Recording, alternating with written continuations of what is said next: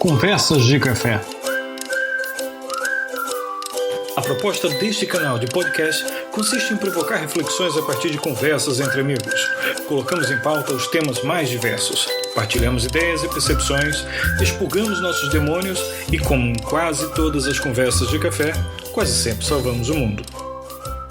Então, Pascoal, quer dizer então que a gente volta para mais uma conversa de café, agora para conversar sobre um assunto que, de certa forma, é um pouco mais aberto, né? E permite que a gente brinque um pouquinho com temas correlatos, mas que também fica na pauta do dia, quase que permanentemente, não é, Pascoal? Compro, logo existo. Essa é uma... acho que é um bom slogan para os tempos atuais. É um pouco isso, né? Tudo bem que agora, mesmo em casa, continua-se a comprar sempre, né? Até no podcast que a gente fez com o professor Josuípe, ele faz essa ressalva de que mesmo em casa os consumos de compras online vão só a subir permanentemente. E essa frase, compro logo existo, tem uma relação direta com uma outra, né, que está na raiz dela. Sim, porque falámos cá no episódio anterior, no Descartes, e na sua célebre expressão, penso, logo existo. E também isso depois trouxe-me à memória a questão do existencialismo, que também abordámos, e contextualizando os filósofos, cada um na sua época, no fundo há, digamos, também a evolução dos conceitos, e isso depois transportando para outra área, eu lembrei-me do neurocientista António Damasio. Portanto, eu já tive a oportunidade de ler O Sentimento de Si e O Livro da Consciência, portanto, 2 livros de António Damasio, e obviamente estamos a falar de um cientista deste século XX e século XXI, e então...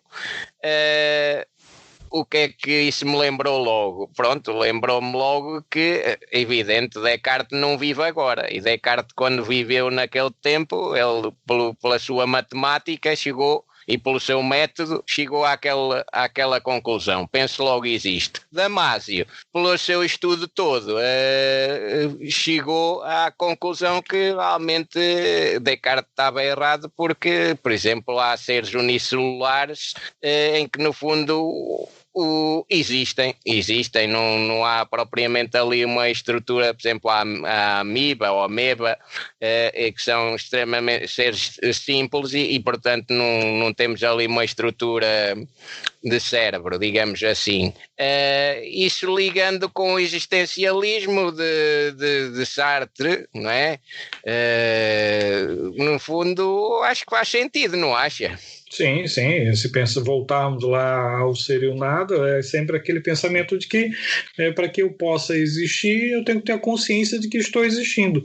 Mas essa discussão com relação à consciência é uma discussão que ela faz diálogo com muitos outros assuntos, né, Pascoal?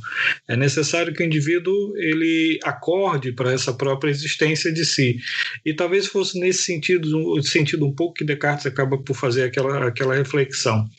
Mas a obra que você está abordando, de Damasio, ele faz uma reflexão contrária, não é isso? Sim, portanto, Damasio apoia-se também nas experiências feitas a nível se bem me recordo, da tomografia e de outras técnicas que conseguem ver alguma atividade cerebral. E, portanto, usa métodos apoiados em tecnologia, na tecnologia disponível, podemos considerar agora, no nosso tempo. E, portanto, é o que eu disse há pouco, quer dizer, Descartes aplicou-lhe uma matemática, uma lógica matemática, e foi com base nisso que ele tirou aquela conclusão. Entra a conclusão. Ele tirou aquela conclusão. Portanto, no caso de Damasio, foi por processo de observação do próprio cérebro, da sua atividade elétrica, creio eu, porque há os neurónios que comunicam uns com os outros, portanto com as sinapses, as ligações entre os neurónios onde há transmissão de sinal elétrico, e com isso é possível identificar diferentes áreas do cérebro associadas a diferentes atividades, como a linguagem, a cognição, a memória.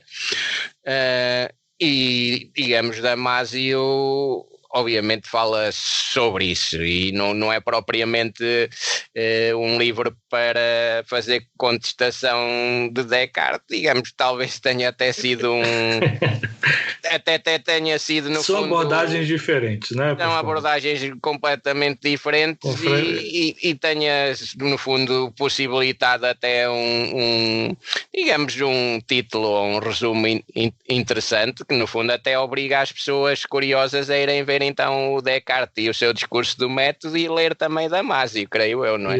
Exatamente. Mas a base dessa nossa conversa aqui está dentro de um raciocínio que Damasio coloca, né? Que você já tinha feito essa reflexão, que para existir não é necessário exatamente pensar. Sim. E a gente aqui convocou essa reflexão apenas com base naquela primeira frase que nós utilizamos, né? Compro, logo existo. Para existir não é necessário comprar. Assim como para também existir não é necessário pensar.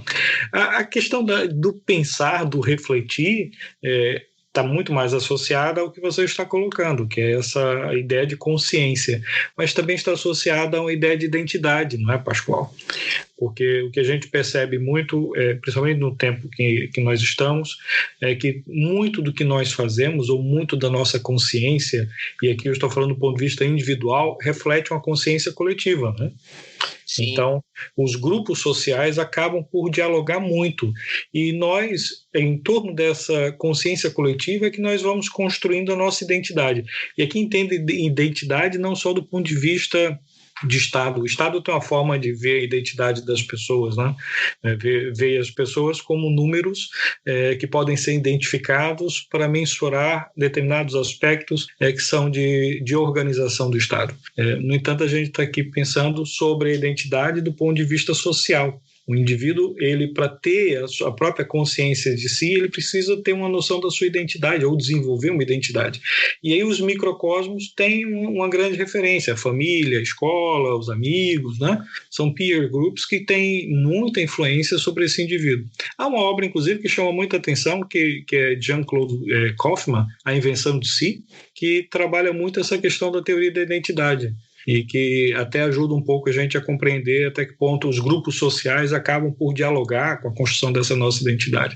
E eu acho que talvez Damasio estivesse um pouco indo por esse caminho, não é? No que diz respeito à questão da consciência humana, não é? Mas a brincadeira que ele faz, que talvez seja um pouco no tom disso, com relação a Descartes, seja muito mais em termos de existência, não é, Pascoal? Sim, portanto, eu em Damasio, digamos, atraiu mais todas as questões que têm a ver precisamente com a neurociência, o cérebro, o estudo do cérebro, mas obviamente Damasio fala de mais coisas, e acho que de quando em quando também convoca um ou outro filósofo, ou uma ou outra pessoa de outra área.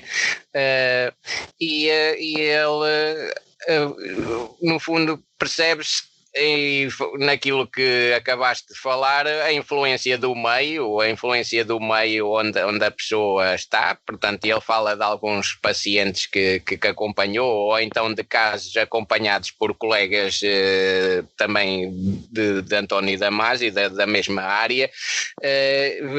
Nota-se que a influência do meio onde os pacientes com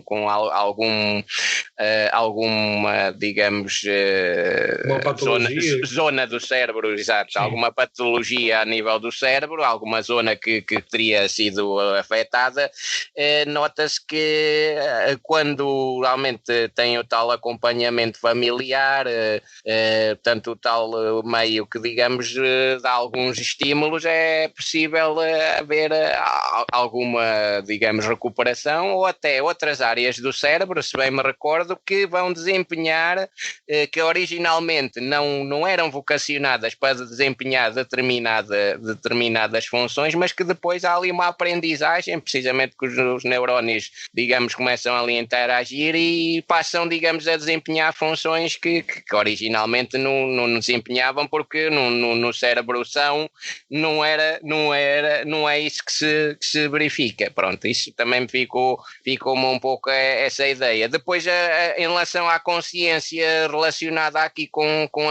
a filosofia e o pensamento, creio que Damasio fala nos chamados objetos, em que objetos é tudo, é desde imagens a sons, portanto, tudo aquilo que chega, digamos, pelos sentidos ao cérebro, e também que o cérebro constrói, digamos, Sim. Com o pensar sobre as coisas, né? Sim, é isso. E, Pascoal, isso aí tem muito a ver com a forma com que nós voltamos, a forma com que nós nos relacionamos com os grupos. Né? Nós, enquanto grupo social, o indivíduo tem necessidade de estar dentro de um grupo social, então essa interação dele com o grupo acaba por refletir muito em seus comportamentos e na construção. Aí voltamos lá, mais uma vez, a Schopenhauer, na construção das suas realidades. Né? É muito importante que haja uma interação saudável com o grupo, por isso que as amizades são muito importantes em toda a nossa existência. Enquanto temos amigos, há um gozo na relação com os amigos, a família tem o seu papel crucial, a interação na escola tem o seu papel crucial, principalmente agora nesse momento em que é um grande desafio para as crianças que agora tem que lidar com a questão do distanciamento social e tudo. A própria ideia de consumo, de como que o que a gente compra, o que a gente julga ser importante para a gente, ou como que nós nos identificamos como seres existentes ali, depende desses conjuntos de relações, né, Pascoal? Sim. No fundo, voltando outra vez um pouco atrás, não é suficiente só existir, porque nós tendo, digamos, um cérebro que se foi moldando ao longo de milhões de anos, desde o desenvolvimento da espécie humana, desde os inícios do Australopithecus, portanto, evidente que já não nos satisfaz, nós não nos podemos, no fundo, satisfazer como, quer dizer, a amiba nem sequer pensa, nem se vai dizer se satisfaz, nem se não satisfaz, não é? Portanto, mas os seres que têm uma estrutura cerebral já com muitos neurónios, não chega só a existir, não é? Exatamente, e não é só a estrutura cerebral, é também a estrutura social. Isso tem que deixar sempre combinado, porque há algumas espécies de polvos que realmente têm uma capacidade de sinapses muito rica, mas que não conseguem ter a mesma organização social, por exemplo, que os golfinhos. Né? Então, os golfinhos são fascinantes nesse aspecto. Por acaso, dentro dos quadros de experiência social, da forma com que a gente se relaciona ou que representa as nossas realidades, vale a pena até uma leitura de Irving Goffman, Pascoal. E justamente convoca-nos a refletir um pouco com relação a como que nós observamos esse ambiente, como que as nossas interações acabam por refletir na forma com que nós vemos o mundo, que concebemos a nossa própria existência ou que construímos a nossa consciência, não é, Pascoal? Sim, é sempre, digamos, uma quantidade de novos conceitos e de ideias que outros autores nos podem trazer. Esse realmente ainda não li, mas vou também ler. Mas agora lembrei-me também a propósito de identidade e de identidade, mas também relacionada com a conceitualização. O Paul Ricoeur e a obra dele sobre o percurso do reconhecimento. Achei bem interessante. Não sei se você também já teve a oportunidade de ler. E o bom dele é porque a abordagem que ele tem, por acaso ele tem uma trajetória muito curiosa, né? Ele é um um indivíduo que tem uma trajetória política muito, muito curiosa, mas é um indivíduo que ele faz uma evolução do seu pensamento com um nível de maturidade que é impressionante. É muito difícil encontrar cientistas que trabalhem com essa reflexão no nível em que acaba por trabalhar.